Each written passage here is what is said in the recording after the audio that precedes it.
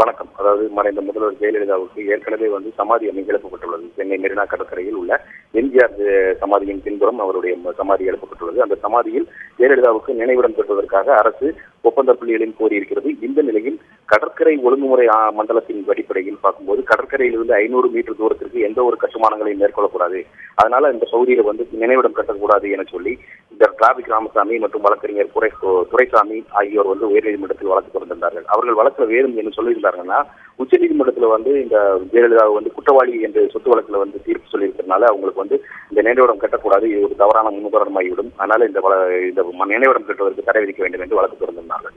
இதே வழக்கு தீர்ப்பை உச்சநீதிமன்ற தீர்ப்பை மேற்கோள் காட்டி திமுக எம்எல்ஏ ஜெய அன்பழகன் மற்றும் வழக்கறிஞர் பாலு உள்ளிட்டோர் ஜெயலலிதாவுடைய படத்தை அரசு அலுவலகங்களில் வைப்பதற்கும் அவருடைய பெயரை அரசு திட்டங்களில் பயன்படுத்துவதற்கும் தடை விதிக்க வேண்டும் என்றும் வழக்கு தொடர்ந்திருந்தார்கள். இந்த அனைத்து வழக்குகளும் இன்றைக்கு விசாரணைக்கு பட்டியலிடப்பட்டிருந்த நிலையில் அரசு அவங்க மனுதாரர்கள் தரப்பில் எந்த ஒரு வக்கீலும் வழக்கறிஞரும் ஆஜராகாத காரணத்தினால் இந்த வழக்குகளை நீதிபதி தலைமை நீதிபதி இந்திரா பானர்ஜி, நீதிபதி ஏ செல்வம் அடங்கிய அமர்வு தள்ளுபடி செய்து உத்தரவிட்டிருக்கிறது. சுரேஷ், இந்த வழக்கில் முக்கியமாக யாரெல்லாம் இந்த வழக்கை தொடர்ந்திருந்தனர், இந்த வழக்கு தொடர்பாக அவர்கள் யாரெல்லாம் ஆஜராகவில்லை, அது தொடர்பான கூடுதல் விவரங்கள் சுரேஷ். அதாவது இந்த வழக்கை பொறுத்த வரைக்கும் டிராபிக் ராமசாமி மற்றும் வழக்கறிஞர் துரைசாமி மற்றும் குமரன் ஆகியோர் இந்த நினைவிடம் கட்டுவதற்கு தடை கோரி வழக்கு தொடர்ந்திருந்தார்கள். இந்த வழக்கில் அவர்கள் தரப்புல எந்த ஒரு வழக்கறிஞரும் ஆஜராகவில்லை. டிராபிக் ராமசாமி தரப்புல அரவிந்தன் என்ற வழக்கறிஞர் ஆஜராவார், வழக்கறிஞர் துரைசாமி அவரே ஆஜராவார், குமரன் தரப்புல ஒரு வழக்கறிஞர் அவரும் ஆஜராகவில்லை.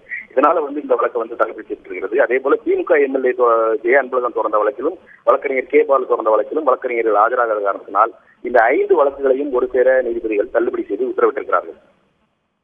சுரேஷ், சட்டப்பேரவையில் ஜெயலலிதாவின் படத்தை வைப்பது அது போன்ற விஷயங்களும் இந்த வழக்குகளில் அடங்குமா அல்லது அது வேறொரு வழக்காக கருதப்படுமா? அது பற்றிய தகவல்கள் சுரேஷ். சட்டப்பேரவையை பொறுத்தவரைக்கும் சட்டப்பேரவையில் ஜெயலலிதாவுடைய புகைப்படத்தை வைப்பதற்கு தொடரப்பட்ட வழக்கு இன்றைக்கு விசாரணைக்கு பட்டியலிடப்பட்டிருந்தது. ஆனால் நீதிபதி செல்வம் என்பவர் இந்த மாதம் ஓய்வு பெற இருப்பதால் இந்த உயர்நீதிமன்ற மரபுப்படி அவர் முதல் அமர்வில் அமர்ந்து வழக்குகளை விசாரிக்க நியமிக்கப்படுவாங்க.